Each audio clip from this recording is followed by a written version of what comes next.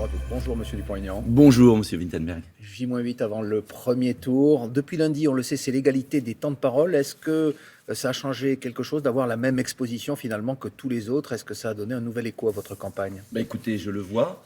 En tout cas, l'égalité, c'est quand même une valeur républicaine. Donc on a 2 semaines d'égalité sur 5 ans. Avant, c'était 5 semaines. Ça a été réduit, je le regrette. Maintenant, c'est l'égalité. Je peux enfin proposer des solutions pour le pays. Alors, vous les proposez. Pour l'instant, ce n'est pas visible dans les sondages. Je sais que vous ne croyez pas aux sondages, mais écoutez, juste un mot, Monsieur Dupont-Aignan. Il y a 5 ans, il vous plaçait exactement à la même échelle. pareil, à 3%. Non, à 5, exactement pareil. J'ai vérifié. Non, et vous moi parliez aussi. d'ailleurs de déclic. Est-ce que vous pensez que cette fois-ci, ils peuvent se tromper? Je suis convaincu d'abord qu'il y a eu un déclic, parce qu'ils ont doublé en 3 jours, donc c'est quand même quelque chose. Et puisqu'enfin on peut me voir. Et puis deuxième point, vraiment, est-ce qu'on va arrêter? Vous savez ce que disait Coluche? Il disait que les sondages sont faits pour dire aux gens ce qu'ils doivent penser. Oui.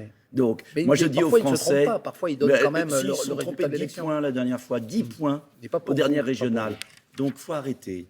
Est-ce que vous pouvez laisser les Français libres de choisir? Et vous savez pourquoi les Français ne vont plus voter, souvent? Parce que tout simplement, on leur fait croire que c'est joué d'avance. Alors, j'ai encore eu hier à Montpellier une dame qui me dit, avec tous ces sondages, on a l'impression qu'on ne sert plus à rien. Elle m'a dit ça, on ne sert plus à rien. Ils veulent maintenant décider à notre place. Il y aura des surprises. Mais bien évidemment. Et ils veulent, ce qu'elle m'a dit hier, ils veulent décider à notre place. C'est comme tout. On n'existe plus. Eh bien, moi, je dis aux Français, dans 8 jours, 9 jours, vous avez la possibilité d'exister. C'est important, le suffrage universel. Ce n'est pas 900 personnes par informatique, par des puissants qui veulent faire réélire Macron. Parce que c'est ça. C'est de faire croire que Macron va être élu quoi qu'il arrive. Donc les gens se découragent. Moi, je leur dis, c'est pas vrai. Vous pouvez le sortir dès le premier tour. Vous pouvez choisir. Vous avez le bulletin de vote. Monsieur Dupont-Aignan, c'est formidable, le bulletin de vote. Ce qu'il prévoit, en tout cas ces sondages, c'est une abstention massive. Ça, vous ne la contestez pas. Vous dites vous-même qu'on risque d'avoir un record d'abstention. Bien évidemment, puisqu'on fait croire aux gens. D'abord, il n'y a pas eu de campagne. Ensuite, on fait croire aux gens que c'est joué d'avance. Moi, je leur dis... Vous la redoutez, cette abstention? Mais je la redoute. C'est pourquoi je demande aux Français d'aller voter. Et je leur dis surtout que si les 47 millions vont voter d'électeurs, s'il y en a 10 millions de plus que prévu, mais ça change tout. Parce que les rapports entre les candidats sont très faibles, puisqu'il y a énormément d'abstentions prévues. Donc, il faut à un moment se dire que c'est pour 5 ans. Et moi, je ne veux pas, par exemple, voir la retraite à 65 ans qui va paupériser, c'est-à-dire appauvrir des millions de retraités. Emmanuel Macron a déjà Sur la retraite, vous pouvez nous rappeler votre projet? Ma position, c'est qu'on ne bouge pas l'âge actuel. 62 ans, parce que la retraite à 65 ans d'Emmanuel Macron, c'est quand même l'homme qui a augmenté la CSG, c'est l'homme qui a désindexé les pensions de retraite sur l'inflation. Mais votre programme à vous, c'est-à-dire par rapport à l'espérance de vie qui augmente, il faut savoir par quoi on compare. Éric Zemmour, Valérie Pécresse, Emmanuel Macron veulent augmenter l'âge de la retraite. Moi, je veux la laisser à 62 ans. Certains veulent la baisser à 60 ans, comme Jean-Luc Mélenchon. C'est pas réaliste financièrement. Moi, j'essaye d'être juste. Je veux 62 ans. Pourquoi? Il faut comprendre pourquoi. Parce que si vous mettez la retraite à 65 ans, comme les gens sont au chômage à 60 ans, 30% de gens travaillent seulement d'une classe d'âge entre 60 et 65 ans. Et ça veut dire, si je peux finir une explication, bien sûr, je vous en prie, parce que c'est tellement important pour les Français, ça veut dire que si on met la retraite à 65 ans, les gens seront au RSA pendant 3 à 4 ans. Et si vous êtes au RSA pendant 3 à 4 ans, avant votre retraite, vous avez une retraite de misère après 65 ans, jusqu'à votre mort. Et donc, pour ça, vous savez pour combien ils veulent le faire? Cette réforme des retraites, Emmanuel Macron, vous savez pour combien ils veulent le faire?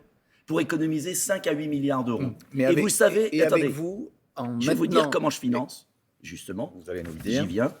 5 à 8 milliards d'euros, déjà le rapport McKinsey, ce qu'il a donné au cabinet d'études, à tous ses copains, c'est 1 milliard, d'accord? Et moi, je veux le financer, j'arrêterai les cabinets de conseil. Les cabinets de conseil, fini. Il y a une administration capable de gouverner la France. Vous ne ferez pas ce qu'ont fait tous les gouvernements. Non, pas tout ce qu'on fait. Il a augmenté par 4 les crédits. C'est un scandale d'État. Et je demande l'intervention du parquet financier. Parce qu'il y a conflit d'intérêts. Oui, mais attendez. 1 milliard, je prends sur les cabinets de conseil. Et le reste, je le prends sur l'Union européenne.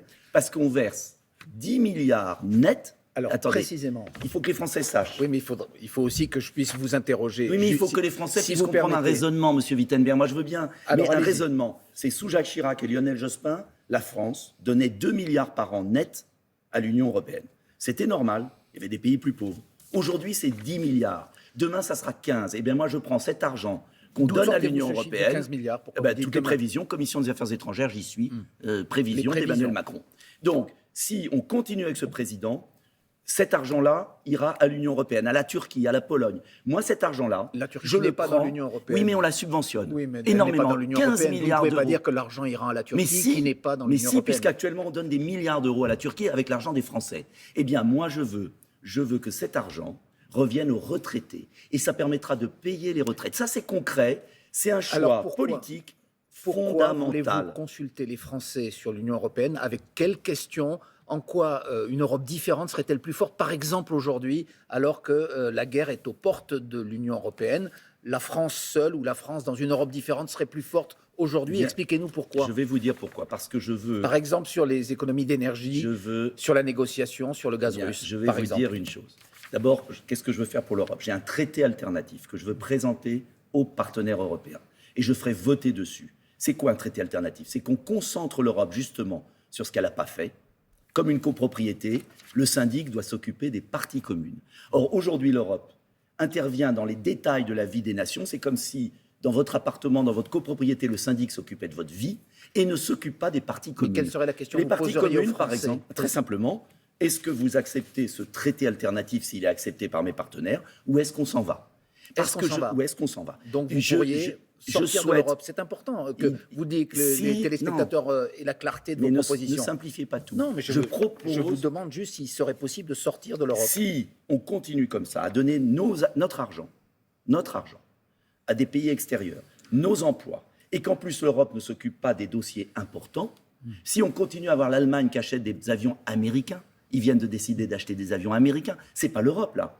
C'est l'Europe américaine. Rien à la France. Actuellement, elle coûte une fortune, elle vole nos emplois et elle ne contrôle pas nos frontières. Moi, je veux que l'Europe s'occupe des dossiers importants, par exemple un projet de défense, je veux un projet vis-à-vis de l'Afrique pour éviter qu'il y ait de l'immigration, je veux un projet énergétique. Vous savez qu'actuellement, à cause de l'Europe, on paye notre électricité beaucoup plus cher, alors qu'on a des centrales nucléaires. Je veux que l'Europe soit utile, mais je ne veux pas, par exemple, qu'il n'y ait pas de porte à l'appartement, je veux qu'on contrôle nos frontières nationales. Vous vous définissez, vous vous revendiquez comme gaulliste historique. L'indépendance de la France. C'est aux Français de choisir leur destin. Lorsque De Gaulle et Adenauer ont fondé en quelque sorte l'Europe avec le rapprochement franco-allemand, c'était la belle Europe. Qu'est-ce que vous auriez fait? Parce que l'Europe d'aujourd'hui, elle est née, mais pardon, je vous pose la question, elle est née aussi de ce rapprochement franco-allemand. Mais on est d'accord là-dessus. Eh bien, je vais vous critiquer beaucoup. Eh bien, je vais vous dire, l'Europe de De Gaulle et d'Adenauer, c'est exactement celle que je veux reconstruire. C'était une Europe où il y avait des frontières nationales, on ne rentrait pas comme dans un moulin. C'était une Europe où il y a eu des projets communs, Airbus, Ariane, c'est-à-dire une Europe des coopérations. On est ensemble pour faire ce qu'on ne peut pas faire seul. En revanche, ce n'était pas une Europe qui laissait des millions d'immigrés à travers la France et toute l'Europe. Ce n'était pas une Europe faible qui n'avait pas d'outils de défense. C'était une Europe de projets. Vous comprenez la différence entre un projet et donner le pouvoir à des gens non élus, Madame von der Leyen, qui dépend de lobby américain, qui n'est pas élue. Mais qui est désignée par des gens élus. Mais elle n'est pas élue par la population. Et quand il y a un référendum, vous vous souvenez, en 2005, on a voté. Et les Français avaient raison. Ils avaient voté non pas contre l'Europe.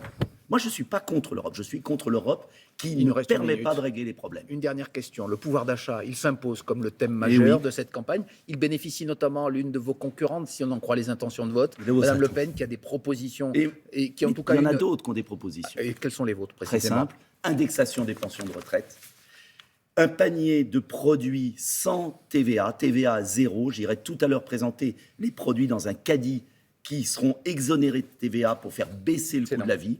Le plafonnement de l'essence à 1,70 € et une augmentation des salaires nets de 8%, pas payés par les entreprises qui n'en ont pas les moyens.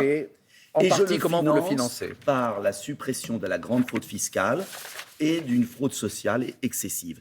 Et mon projet est équilibré financièrement à la différence de beaucoup d'autres. Car je crois que la bonne gestion, c'est le socle.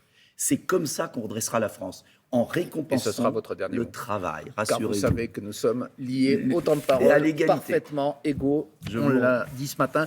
Merci beaucoup, Merci à vous. Nicolas Dupont-Aignan. Bonne journée.